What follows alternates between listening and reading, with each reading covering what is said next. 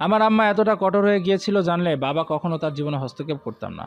আপনি কত দ্রুত বড় হয়ে গিয়েছেন তা বাবা বুঝিয়ে নেই আমার বোকা আম্মার কাছে তার ভালোবাসা ব্যতীত আর সবকিছু তুচ্ছ।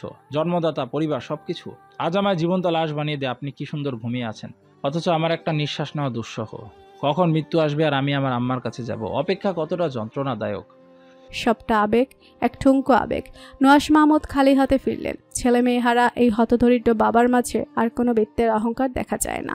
তার দিনে 24 ঘন্টার অধিকাংশ সময় কাটোয় কবরস্থানের পাশে বসে। মেয়ে যে তাকে অপরাধী বানিয়ে রেখে গিয়েছে, যেই অপরাধের শাস্তি সে প্রতিনিয়ত পাচ্ছে আর তিলে তিলে তর্পে তর্পে মরছে। বয়সা জীবনের নিষ্ঠুরতায় নুজ্জ দেহ টেনে বিছানায় এলিয়ে দিতেই মিতা ত্রস্ত পায়ে ঘরে ঢুকলো। হাতে খাবারটা বিছানার পাশে রেখে বলল, সারাদিনে কিচ্ছু খাননি, এটা খেয়ে নিন, নয়তো শরীর খারাপ করবে। মিতা নতমস্তকে কথাগুলো বলল। নুহাশ মাহমুদ তাকিয়ে রইলেন সে নতমুখটির দিকে। মৃতপ্রায় ব্যক্তির ন্যায় দৃষ্টি তার। দৃষ্টিতে নেই কোনো বাঁচার তাগিদ, তবে মনে প্রশ্ন, সৃষ্টিকর্তা প্রত্যেকবার তার প্রিয় মানুষগুলোকে ভয়ঙ্করভাবে ছিনিয়ে নেয় কেন? আজ প্রশ্নের উত্তরটা জানার জন্য ব্যাকুল হয়ে পড়ল তার অন্তঃস্থলে। সে ধিমি কণ্ঠে মিতাকে জিজ্ঞাসা করে, তুমি আমায় অভিশাপ দিয়েছিলে তাই না মিতা? এজন্য আমার মেয়েটা আজ আমার বুকে নেই। মিতা অবাক পানে চোখ তুলে তাকায় অবুঝ মানুষটার দিকে। মানুষটা এ জীবনে তাকে একটু বুঝলো না যে সে অবাক নয়নে শুধায়, কিসের জন্য অভিশাপ দেব? আমি যে তোমার জীবন নষ্ট করে দিয়েছি, তোমায় কখনো মা হতে দেইনি। নুহাশ মাহমুদের কথার প্রেক্ষিতে মিতা অবর্ণনীয় ক্লেশ নিয়ে ছল নয়নে মৃদু হাসল। বলল, আমার না, আজও আফসোস হয় আপনাকে দেখলে। আপনি মানুষটাকে কখনোই কাউকে বুঝতে পারেননি, না নিজের মেয়েকে আর না অন্য কোনো মানুষকে। আজও আপনি কাউকে বুঝতে পারেন না। আপনার এই অবুঝপনার কারণে আপনার থেকে সব মানুষগুলো দূরে সরে যায়। আমি নিজে কখনো মা হতে পারিনি। নৌরা, নিরাত, নোমান আমার মাতৃত্বের স্বাদ গ্রহণ করার সুযোগ দিয়েছে। তাদের অভিশাপ দেওয়ার আগে আমার মরণ হোক।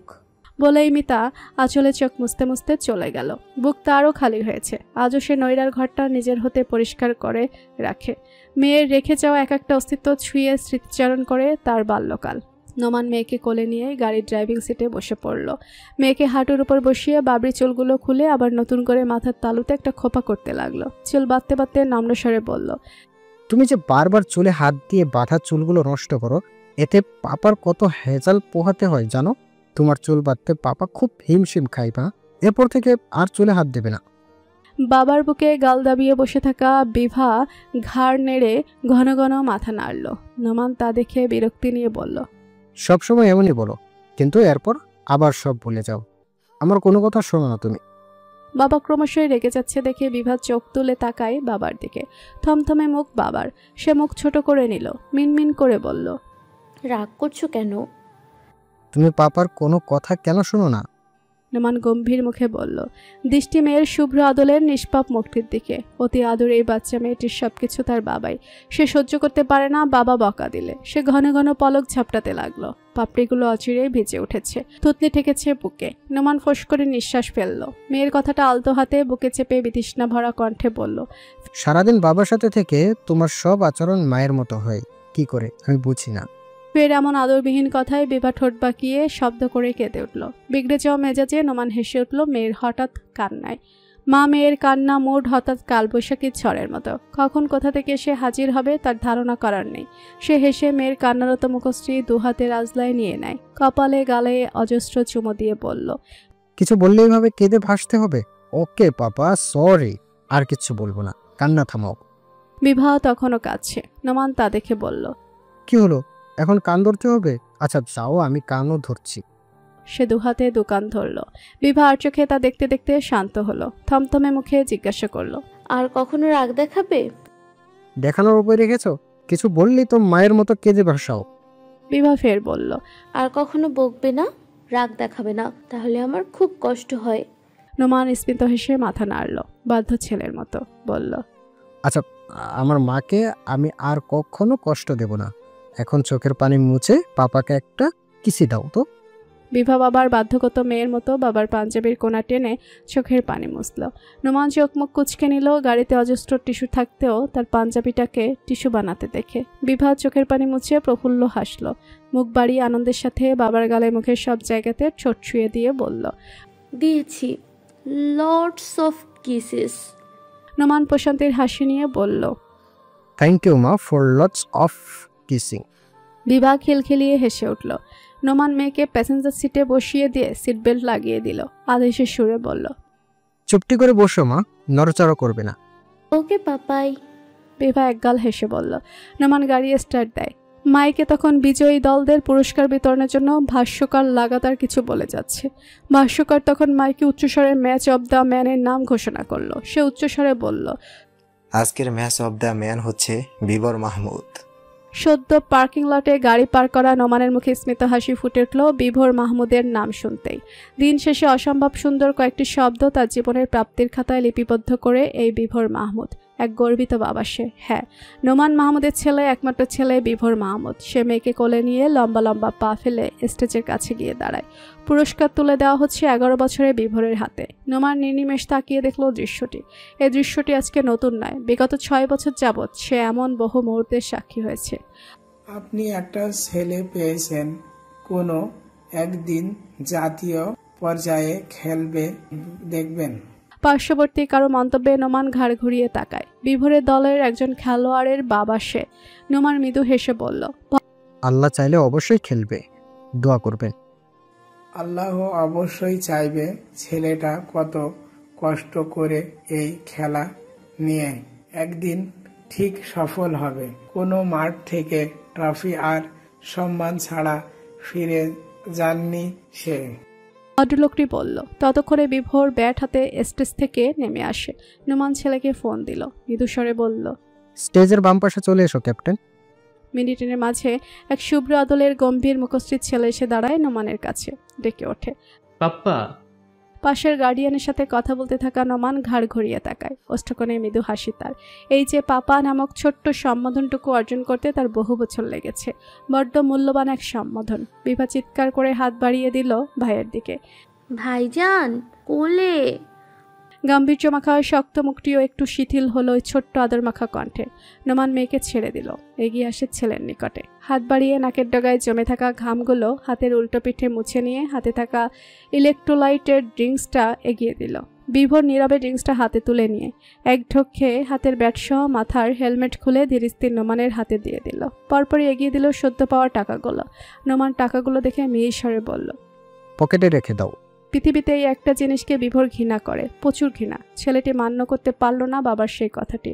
সে নতমস্তকে ফের এগিয়ে দিল টাকাগুলো। নোমান ফোঁস করে নিঃশ্বাস ফেলে বলল, পাপার পকেটে জায়গা নেই ক্যাপ্টেন, তোমার বোনের চকলেট দিয়ে ভরে আছে, আপাতত রাখো, মাত্র 10 মিনিটের জন্য।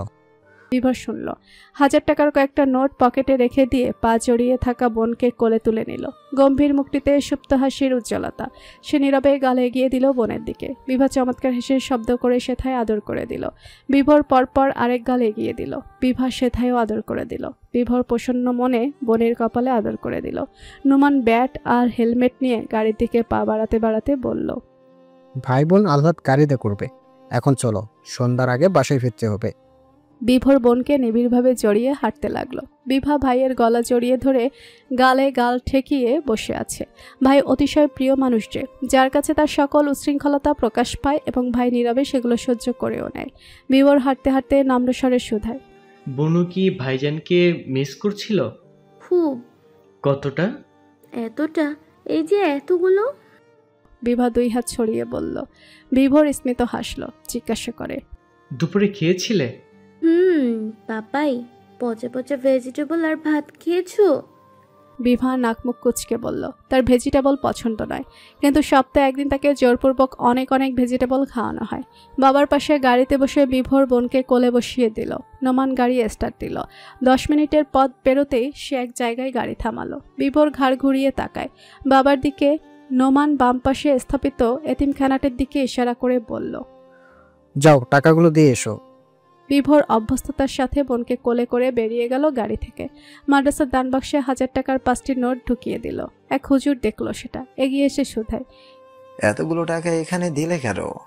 কেনর কৈফত দিল না বিভোর, শুধু থমথমে মুখে বলল, বাচ্চাদের ভালো খাবার দেবেন, আসি।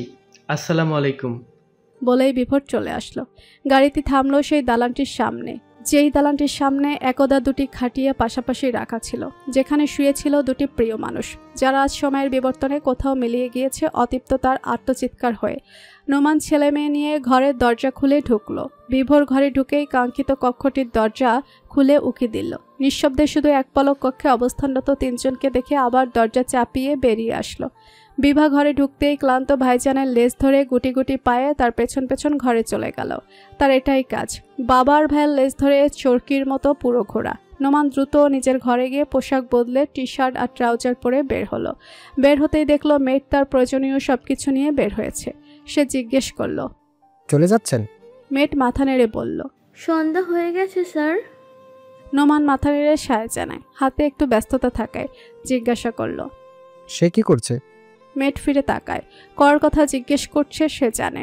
মৃদু হেসে বলল, নিশু এসেছে, ও খাইয়ে এখন ঘুম পাড়িয়ে দিচ্ছে। ও আচ্ছা, আপনি চাল, কাল সময় মতো চলে আসবেন। নোমান বলে দ্রুত রান্নাঘরে গেল। দুপুরে ম্যাচ থাকায় ছেলেটা 12টার দিকেই বেরিয়ে গিয়েছে। কি খেয়েছে আদৌ জানা নেই। খিদে পেয়েছে নিশ্চয়ই। সে রান্নাঘরে ঢুকে চুলায় প্যান বসালো। দ্রুত কিছু বানানোর প্রচেষ্টা তার। এই ভর সন্ধ্যায় ছেলে ভাত তো মুখে তুলবে না। সে পাস্তা বানানোর জন্য কিছু কর্ন আর সবজি কাটতে নিল। কাটার জন্য ছুরিটা হাতে নিতেই গলায় তোয়ালে ঝুলিয়ে নিঃশব্দে বিভোর ঢুকলো। পাছে ঢুকলো বিভাও। ভাই বোনের হাতে দুটো আধ খাওয়া আপেল। বিভোর আপেল রেখে নীরবে বাবার হাত থেকে ছুরিটা নিয়ে নিল। বলল, আমি সবজি কাটছি, তুমি অন্য কিছু করো। নোমান শান্ত দৃষ্টিতে তাকায় ছেলের দিকে। এটা সেই চতুর চঞ্চল হাসিখুশি দুষ্ট বুব্ব নয়, যার চোখে অঢেল স্বপ্ন ছিল বাবা মায়ের দুঃখ দূর করার, একজন বড় ক্রিকেটার হওয়ার। সেই বুব্বটা সেদিনই হারিয়ে গিয়েছে, যেদিন সে জানতে পারে তার ভাগ্য থেকে তার মামুর বুকটায় ঘুমানোর সৌভাগ্য খসে পড়েছে। এই বুব্বু হলো একজন গম্ভীর, বুঝদার, দায়িত্বশীল, অনুভূতিহীন, কঠিন ছেলে। সর্বদা নীরবতা তার সঙ্গী, আস্থার স্বপ্ন তার নিকটে, কিন্তু যার জন্য স্বপ্নগুলো দেখতো সে আর নেই। তাই এগুলো আর তার স্বপ্ন নেই, শুধুই টাইম পাস। সে দীর্ঘশ্বাস ফেলে পাস্তা সিদ্ধ করতে দিয়ে শুধায়, পা কেটেছে কিভাবে? সবজি কাটতে থাকা বিভোর অপ্রস্তুত চোখ তুলে তাকায় বাবার দিকে। নোমান মৃদু হাসলো সেই অপ্রস্তুত দৃষ্টি দেখে। অন্য চোলায় হোয়াইট সস বানাতে বানাতে বলল, আমি তোমাকে একা ছাড়ি ঠিক আছে, কিন্তু কখনো দৃষ্টিসীমানার বাইরে যেতে দেই না। ক্যাপ্টেন খেলতে গেলে ব্যথা পাবে, স্বাভাবিক বিষয়, কিন্তু এটা আমার থেকে লুকানো মোটেও ভালো বিষয় নয়। পা কেটেছে কি করে? বিভোর তখনও নীরব। তার শুনশান নীরবতায় স্পষ্ট নার্জি। সে বলতে চায় না নাকি কাউকে বাঁচাচ্ছে। চোখে মুখে কাঠিন্যতা ভর করে নোমানের। সোজাসাপটা জিজ্ঞাসা করল, কে করেছে? বিভোর দীর্ঘশ্বাস ফেলল। থমথমে মুখে বলল, বড় কোনো আঘাত নয়, এত চিন্তার কিছু নেই। কে করেছে? বারবার জিজ্ঞাসা করছো কেন? কে করেছে তুমি তো সেটা জানোই। বিভোরের বিতৃষ্ণা ভরা কণ্ঠ। আমি তোমার মুখে শুনতে চাই। নোমানের নিরুদ্বেগ শক্ত কণ্ঠ। বিভোর সবজি কাটতে কাটতে গোমরা মুখে জবাব দিল, সৌভিক। কেন? আমি না থাকলে সে ম্যাচ অব দ্য ম্যান হতে পারবে, দলের সবচেয়ে ভালো খেলোয়াড়ও খেতাব অর্জন করতে পারবে। বিভোরের কথায় নোমান স্মিত হাসলো, তবে কিচ্ছুটি বলল না। বিভোর বাবার দিকে তাকিয়ে বলল, তুমি ওকে কিছু বলবে না। সেটা তোমায় ভাবতে হবে না। তুমি নিজের খেলা আর পড়ায় ফোকাস করো। নোমানের কথায় বিরক্ত হয় বিভোর। ছোটবেলা থেকে বিভোরের এই একটা স্বপ্নকে নোমান বিলীন হতে দেয়নি। সাহস জুগিয়েছে, এফোর্ট দিয়েছে, তাই তো আজ বিভোর পুরো খুলনায় একজন পারদর্শী ক্রিকেট খেলোয়াড় হিসেবে পরিচিত। ও যে ক্লাবে ক্রিকেট প্র্যাকটিস করে সেই ক্লাবের হয়েই খেলে। এতটুকু বয়সে একের পর এক ম্যাচ খেলে ঘর ভরিয়ে ফেলেছে পুরস্কারে, আর সেগুলো যত্ন করার দায়িত্ব নোমানের। বাবা ছেলে মেয়ে ক্রিমি স্পাইসি পাস্তা বানিয়ে টেবিলে রাখলো। তখনই বসার ঘর সংলগ্ন ঘরটির দরজা খুলে বেরিয়ে আসে 12 বছরের নিশু। নোমান তাকে দেখে মৃদু হাসলো। নিশুর দিকে হাত বাড়িয়ে দিয়ে আদুরে গলায় বলল, নিশু পিসু ছোট্ট পাপ্পা রান্না করে ব্যস্ত ছিল, তাই তোমার কাছে চাইনি। ভাইয়ের ক্ষুধা পেয়েছে খুব। এসো ছোট পাপা, পাস্তা রান্না করেছি, খাবে? নিশু মৃদু হেসে চাচার বাড়িয়ে দেয়া হাতটি আঁকড়ে ধরে। নোমান চেয়ার টেনে তাকে বসালো বিভোর আর বিভার পাশে। নোমান জিজ্ঞাসা করে, সে কি ঘুমিয়ে গিয়েছে? মাত্রই ঘুমালো। নিশু জবাব দেয়। নোমান সবাইকে পাস্তা সার্ভ করতে করতে আবার জিজ্ঞেস করে, খাবার খেয়েছিল পুরোটা? পুরোটা খেয়েছে।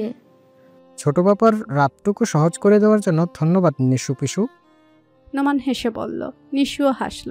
বিভোর আর বিভা নীরবে পাস্তা খেয়ে যাচ্ছে। রাত বাড়ল। বিভা ভাইজানের সাথে পড়াশোনা করে পা টিপে টিপে কাঙ্ক্ষিত ঘরটির দরজা ঠেলে ভেতরে মাথা ঢুকিয়ে উকি দিল। উজ্জ্বল আলোর মাঝে এক মধ্যবয়স্ক রমণী পুতুল খেলছে এক মনে। বিভা বেশ সতর্ক দৃষ্টি ফেলে মন্থর গতিতে এগিয়ে গেল রমণীটির কাছে। ভয়ে ভয়ে ডেকে উঠল, মাম্মা। বড্ড মনোযোগ সহকারে পুতুলকে শাড়ি পরাচ্ছে রমণীটি। বিভা আবারও ডাকল, মাম্মা। সাধনা চকিতে ঘাড় ঘুরিয়ে তাকায়। কপাল কুচকে আপদমস্তক দেখে বাচ্চা মেয়েটির। রুড়ো কণ্ঠে শুধায়, এই মেয়ে, কে তোর আম্মা? বিভা মৃদু হেসে বলল, তুমি তুমি আমার মাম্মা? সাধনা তীব্র বিরোধিতা করে বলল, না, আমি তোর আম্মা নই, আমি শুধু বিভোরের আম্মা। বিভার মন খারাপ হলো, তবুও বলল, তুমি ভাইজান আর আমার দুজনেরই মাম্মা? না। সাধনার জেদি কণ্ঠ। বিভার কিছু বলল না। সে আজকে যেই চমকপ্রদ তথ্যটি জেনেছে তাই উৎকণ্ঠা নিয়ে বলতে এসেছে মাকে। সে বলল, মাম্মা জানো, আজ আমি ফুপুমণি আর মামুকে দেখতে গিয়েছিলাম। তুমি কি জানো ওয়ার্ড বিষয় কি? তারা একই দিনে জন্মেছিল আর একই দিনেই মারা গিয়েছে। সাধনার হাত থেকে থমকে যায় মারা যাওয়ার কথা শুনে। সে অগ্নিদৃষ্টিতে তাকায় বিভার দিকে। চোখ তার লাল হয়ে উঠেছে অচিরেই। বিভা ভয় পেয়ে গেল। সাধনা তার ভয়কে আরো গাঢ় করে দিয়ে একটা চড় মারল আর রাগান্বিত স্বরে বলল, এই মেয়ে, কে মারা গিয়েছে? কেউ মারা যায়নি। তুই মারা গিয়েছিস বললি কেন? যা বের হয় এখান থেকে। বিভা ভয়ে আর ব্যথায় চিৎকার করে কেঁদে উঠল। বিভার গুরুত্বপূর্ণ নোটস করছিল। বোনের চিৎকারে ধরফড়িয়ে উঠে তার বুকটা। সে ঘাড় ঘুরিয়ে দেখে বোন নেই তার পাশে। সে ছুটে বের হয় ঘর থেকে। মায়ের ঘরে দরজা খোলা দেখে সে এক ছুটে ভেতরে ঢুকলো। বিভা কাঁদছে আর সাধনা তাকে ধমকাচ্ছে। বিভোর এক ছুটে গিয়ে বোনকে কোলে তুলে নেয়, আদর করে শুধায়, কি হয়েছে সোনা? কাঁদছো কেন? ভয় পেয়েছো? তুমি এখানে এসেছো কেন? বিভা কাঁদতে কাঁদতে গাল দেখিয়ে বলল। ভাইজান, ব্যথা। বিভোর অবাক পানে তাকায় লাল গালটির দিকে, পরপরই রণমূর্তি হয়ে থাকা মায়ের দিকে। শুধায়, তুমি ওকে মারলে কেন মাম্মাম? সাধনা ক্ষিপ্তস্বরে বলল, ও খারাপ তাই বলে কি না নইরা আর স্বরূপ মারা গিয়েছে? তুই বল, ওরা কি মারা গিয়েছে? ওরা তো এই বিছানায় ঘুমোচ্ছে। ওই দেখ কি সুন্দর ঘুমাচ্ছে। স্বরূপ কিছুক্ষণ আগেই ব্যাংক থেকে এসেছে। আর এই মেয়ে কি না বলে একটা মার দিতে হবে। সাধনা আবার ক্ষিপ্ত হয়ে বলল। বিভোর কঠোর দৃষ্টিতে তাকায় মায়ের দিকে। ছলছল নয়নে বোনকে বুকে চেপে বলল, মাম্মাম, ওর সাথে আর খারাপ ব্যবহার করলে কিন্তু আমি ঘর ছেড়ে বেরিয়ে যাব কোথাও, আর তোমার সাথে কথাও বলবো না, তোমার কাছে থাকবো না। সাধনা ভয়ার্ত দৃষ্টিতে তাকায় ছেলের দিকে, হড়বড়িয়ে বলল, একদম মাইর খাবি বুব্বু। তুই কোথাও যাবি না মাকে ছেড়ে। বড় হয়ে গিয়েছিস না, মাকে ছেড়ে কোথায় যাবি? নিশুকে বাড়তিতে দিয়ে এসে নোমান মাত্রই ঘরে ঢুকলো। তৎক্ষণাৎ কর্ণকুহরে প্রবেশ করে মেয়ের কান্না। সে অস্থির চিত্তে এগিয়ে যায় উৎসের দিকে।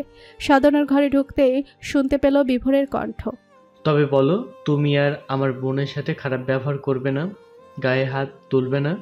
বিভোর কঠোর গলায় বলল। সাধনা তড়িঘড়ি করে বলল, না, করব না, করব না। তুই কোথাও যাবি না। ছেলের কথায় নোমান অস্ফুট স্বরে শুধায়। গায়ে হাত তুলেছে? বিভোর ঘাড় ঘুরিয়ে তাকায়। সাধনাও ভয়ার্ত দৃষ্টিতে তাকালো নোমানের দিকে। বাচ্চাদের মতো করে বলল, না না, তুলিনি, মিথ্যা কথা বলছে। বিভা বাবাকে দেখতেই ঠোঁট ভেঙে কেঁদে উঠল আর জোরে জোরে গাল দেখিয়ে বলল, পাপাই, ব্যথা, খুব ব্যথা। নোমান ছলছল নয়নে তাকায় মেয়ের লালচে গালটির দিকে। 4 বছর এটুকু দেহে আঘাত সহ্য করার ক্ষমতা আদৌ আছে? সে এগিয়ে যায়, বিভোরের কাছ থেকে মেয়েকে কোলে তুলে নিল। পিঠে হাত বুলিয়ে লাল গালটিতে ঠোঁট শুয়ে দিয়ে বলল, কিচ্ছু হয়নি মা, ব্যথা সেরে যাবে, পাপা ওষুধ লাগিয়ে দিবেও। নোমান ছলছল নয়নে তাকায় সাধনার দিকে। হ্যাঁ, দায়িত্বের কাছে হেরে যাওয়া এক ছেলে, এক ভাইয়ের ফেলে যাওয়া সব দায়িত্বগুলো সে নিজের কাঁধে তুলে নিয়েছে। যে দায়িত্ব পালন করতে করতে আজ এই ছোট্ট বিধ্বস্ত সংসারটির একমাত্র চালক হয়ে উঠেছে সে। সময়ের সাথে পাল্লা দিয়ে ছুটতে ছুটতে বয়সের পার্থক্যে হার মানিয়ে মানসিক বিকারগ্রস্ত এক নারীর স্বামী হয়ে উঠেছে। বাবা না হয়েও কারোর বাবা হয়ে উঠেছে। এত বছর এই ঘরটি থেকে আরও একটি প্রাণ নিঃশেষ হয়ে গিয়েছে। ছেলের মৃত্যুর খবর শুনে সুনিতা পুরো 1 বছর মৃত মানুষের মতো বাঁচে। ঠিক 1 বছরের মাথায় আবার স্ট্রোক করে মারা যায়। সকলের রেখে যাওয়া এই দায়িত্বগুলো বিগত 6 বছর যাবৎ নোমান বড্ড যত্নের সাথে পালন করে আসছে। আজ পর্যন্ত এই দায়িত্ব পালনে তার মাঝে কখনো ক্লান্তি বিরক্তি দেখা যায়নি। সে বিভাকে নিয়ে সাধনার নিকটে যেতেই বিভা ভয়ে কুঁকড়ে গেল। নোমান মেয়েকে নিয়ে ঠিক সাধনার সামনে বসলো। থমথমে মুখে বলল, ওই নৈরার ভাইয়ের আর আপনার মেয়ে সাধনা আমাদের মেয়ে। আপনি যদি এমন করেন ওর সাথে, তবে আমি নৈরাকে আপনার ভাইয়ের কাছ থেকে নিয়ে যাব, আর কখনো আসতে দেব না। সাধনার চোখ পানিতে টলমল করে উঠল। টলমলে আঁখি তুলে বলল, না নিবি না। আমার স্বরূপ নৈরাকে ছাড়া থাকবে কি করে? ওর অনেক কষ্ট হবে। আমারও কষ্ট হয় যখন আপনি আপনার মেয়েকে আঘাত করেন। আমি আর নৈরাকে এই বাড়িতে রাখবো না, নিয়ে যাব আমার বাড়িতে। না যাবি না, কোথাও নিয়ে যাবি না। সাধনার জেদি কণ্ঠ। নোমান থমথমে মুখে বলল, তবে ওকে আদর করুন, ভালোবাসুন, কখনো আঘাত করবেন না। করবো না, করবো না। সাধনা ঘন ঘন মাথা নেড়ে বলল। নোমান বিভাকে বাড়িয়ে দিল তার দিকে, বলল, কোলে নিন, সরি বলুন, আদর করুন, গান গেয়ে গেয়ে ঘুম পাড়িয়ে দিন। সাধনা কোলে তুলে নিল বিভাকে, বুকে জড়িয়ে মাথায় হাত বুলিয়ে দিতে দিতে বলল, ভালো ভালো, আদর আদর। পরপরই বলল, দিয়েছি আদর করে। এখন বুকে জড়িয়ে ঘুম পাড়িয়ে দিন, নয়তো নৈরাকে নিয়ে যাব। নোমানের হুমকিতে সাধনা তড়িঘড়ি করে বিভাকে বিছানায় শুয়ে বুকে জড়িয়ে নিল আর মাথায় হাত বুলিয়ে দিতে দিতে জোরে জোরে বলতে লাগলো, আয় আয় চাঁদ মামা টিপ দিয়ে যা, চাঁদের কপালে চাঁদ টিপ দিয়ে যা।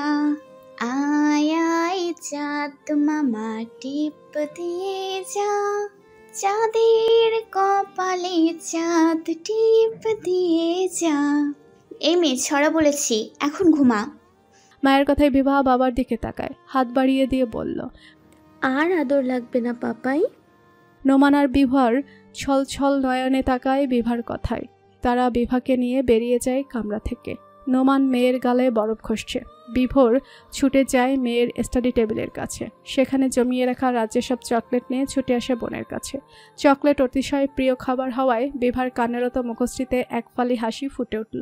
বিভোর আর নোমান স্বস্তির নিঃশ্বাস ফেলল বিভার হাসি দেখে। তারা আশা রাখছে এই চকলেটগুলো বিভাকে ভুলিয়ে দেবে মায়ের এই কঠোরতা। 4 বছর এই ছোট্ট বিভা মায়ের আদর কখনোই তেমন পায়নি। স্বরূপের মৃত্যুতে পাওয়া ট্রমা থেকে সাধনা আজ পর্যন্ত বের হতে পারেনি। ভাইয়ের মৃত্যু ভুলতে এই ছলনাকে আঁকড়ে ধরেছে। তাকে শুধু স্বরূপ আর নৈরার কথা বললেই আয়ত্তে আনা যায়। সে শুধু বুব্বকেই আদর করে, কারণ সে জানে বুব্বই তার একমাত্র ছেলে, আর তার কোনো ছেলে মেয়েও নেই, আর না তার বিয়ে হয়েছে। সে এখনও নিজেকে বিধবা বলে দাবি করে। নোমান কখনো ভেঙে পড়ে না। মানসিকভাবে বিপর্যস্ত এই জীবনসঙ্গীকে সে দক্ষ হাতে সামলে আসছে আজ এত বছর যাবৎ। তবে মানসিক বিকারগ্রস্ত স্ত্রীর থেকে পাওয়া এই অমূল্য রত্ন তার বড্ড প্রিয়। যাকে পৃথিবীতে আনতে তাকে আর বুব্বকে একটা কঠিন পথ পাড়ি দিতে হয়েছিল। বিভা যখন সাধনার গর্ভে আসে তখন হরমোনাল পরিবর্তনের কারণে সে আরও উদ্যত, হিংস্র হয়ে পড়েছিল। নিজেকে আঘাত করতেও দ্বিধাবোধ করতো না। এত ঝুঁকি নিয়ে দীর্ঘ 9 মাস ছোট্ট বিভোর আর নোমান সামলায় সাধনাকে, এবং বহু প্রতীক্ষার পর বিভাকে সুস্থ সবল পৃথিবীতে আনতে পারে। সেই থেকে নোমান আর বিভোরই দেখাশোনা করে বড় করেছে বিভাকে। সাধনা তো কখনো স্বীকারই করে না ও তার মেয়ে। যদি নোমান ভয় দেখায় তখন বিশ্বাস করে। বুকের মাঝে ঘুমান্ত মেয়েকে দেখে নোমান মলিন হাসলো। মেয়েকে বিভোরের বিছানায় শুয়ে দিয়ে সে নীরবে বেরিয়ে আসলো। বিভা ভাইয়ের সাথে সাথেই থাকে, তার সাথে রাখে না। সাধনার কর্মকাণ্ডে ভয় পায় বিভা, আর রাতে সাধনাকে কখনো একাও রাখে না সে। কখন কি অঘটন ঘটিয়ে বসে। সে ধীর স্থির নিজের ঘরে ঢুকতেই কর্ণকুহরে প্রবেশ করলো মিষ্টি সুর। ঘুম পাড়ানি মাসি পিসি, মৌঢালা চাঁদের হাসি, ঘুমিয়ে পড়ে ছোট্ট খোকা, চাঁদ তারে দেখেছে হাসি, আকাশ জোরে তারা কয়, ঘুমিয়ে যা তুই ঘুমিয়ে যা, রূপকথার দেশে আছি, খোকা যাবে ভেসে চুপিচাপ।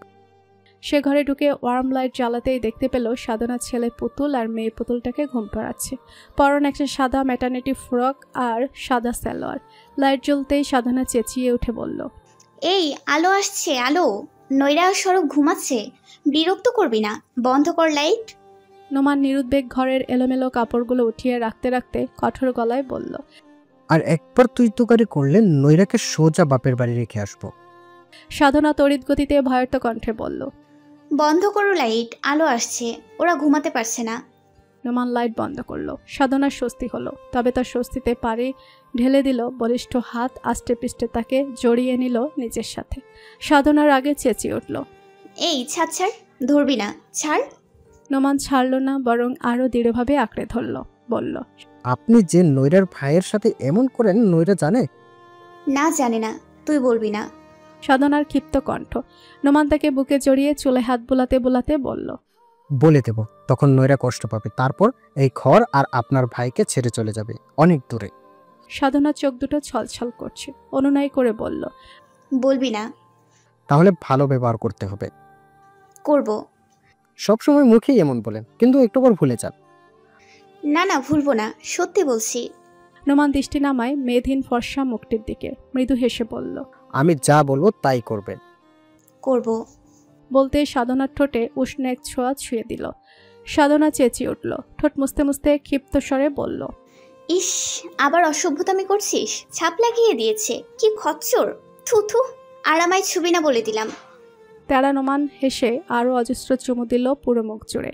সাধনা ফুসফুস করছে আর বলছে, নৈরার ভাই ভালো না।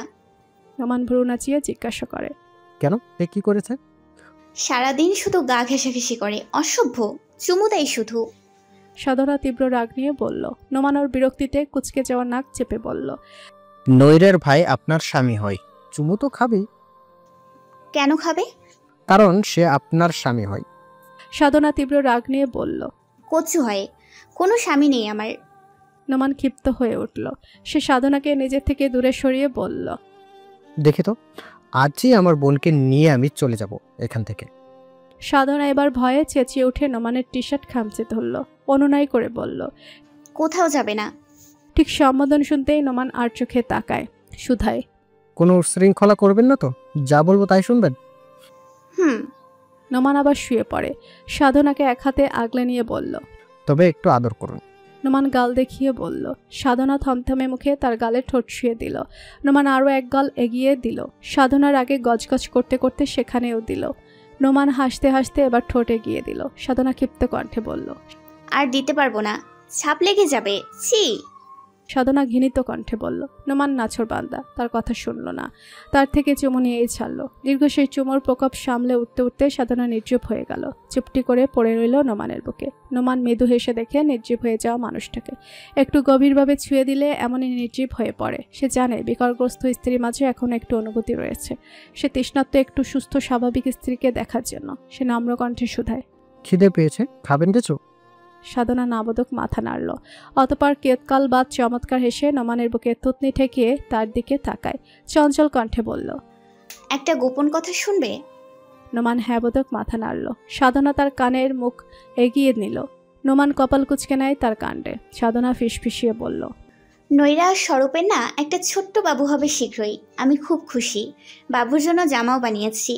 নোমানের চোখ দুটো টলটল করে উঠল, হাঁসফাঁস করে উঠল অন্তঃস্থল। এই কথাগুলো তাকে যন্ত্রণা দেয়, কিন্তু সাধনাকে কি করে বোঝাবে? সে মেকি হেসে বলল, এ তো খুব খুশির সংবাদ। আমি নৈরার অনেক খেয়াল রাখবো। আচ্ছা, নৈরার ভাই আর তার মেয়েরও একটু খেয়াল রাখলে নৈরা কিন্তু খুব খুশি হতো। আচ্ছা, রাখবো। তবে আমায় একটু রান্না করে খাওয়ান।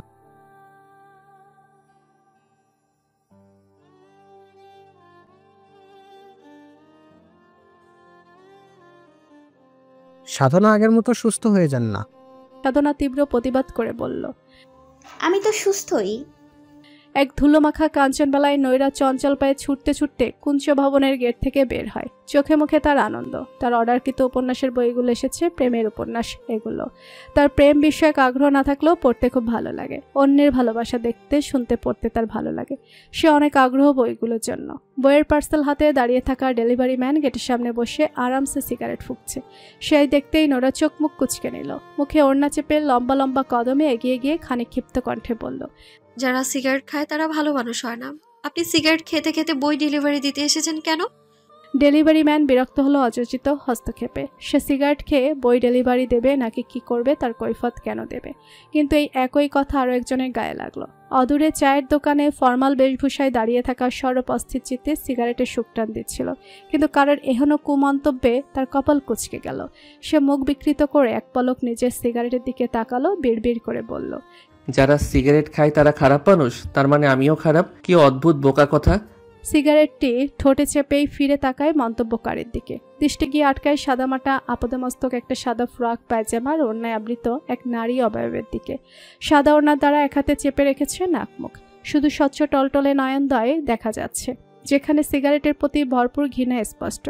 দৃষ্টি অযথাই স্থির হয়ে আসে স্বরূপের। মুখ আগ্রহ জাগলো ওই স্বচ্ছ টলটলে আখিদের পূর্ণ অবয়ব দেখার। সে সিগারেটে সুকটান দিতে দিতেই নিগুড় চোখে তাকিয়ে রইল। তবে সরবকে অপেক্ষা করতে হলো না। মেয়েটি সবেগে মুখের উপর থেকে কাপড় সরিয়ে ফেলল। কাঞ্চনবেলার সেই সোনালি আলোয় মেয়েটির শুভ্র মুখ থেকে গড়িয়ে পড়া ঘামগুলো দেখতে লাগছে ঠিক বরফ গলা পানির মতো। এক টুকরো বরফ রোদের গলায় আলোয় গলে গলে পড়ছে। আনমনে হাসল সরব। সিগারেটটি তখনও তার হাতে অযথা জ্বলছে।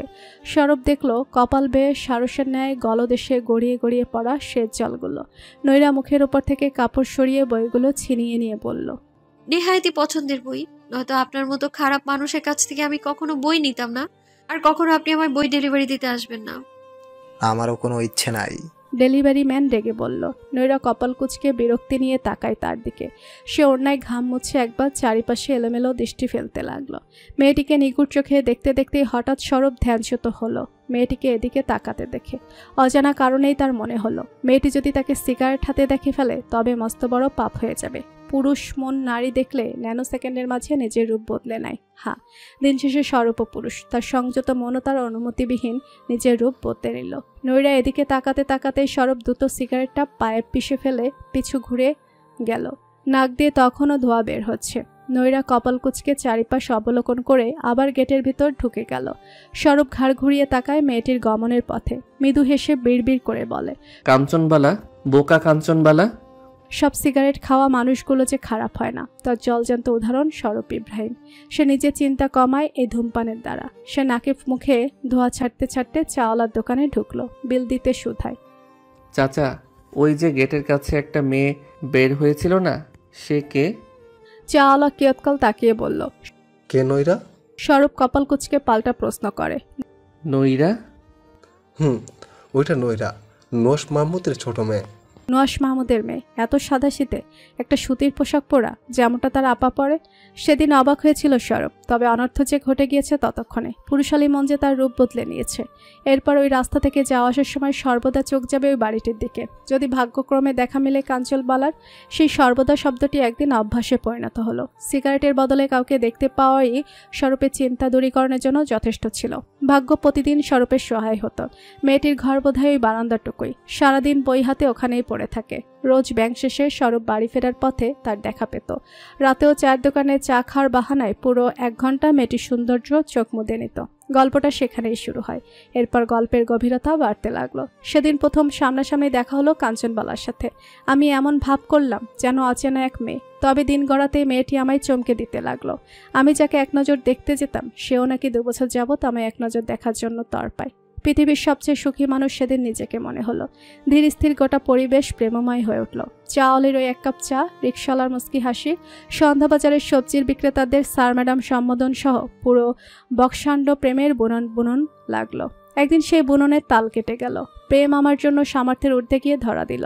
সে আমার কাছে একটা বেনারসি চাইল, কিন্তু আমি তাকে অশ্রু দিলাম। গল্পটা ওখানেই থমকায়। জানি না তার আবদার পূরণ করতে পারবো কিনা, তবে তাকে এতটুকু স্বস্তি তো দিতে পারি যে তার সরব তার কাঞ্চনবালা ব্যতীত কখনো কোনো নারীর সান্নিধ্যে যাবে না।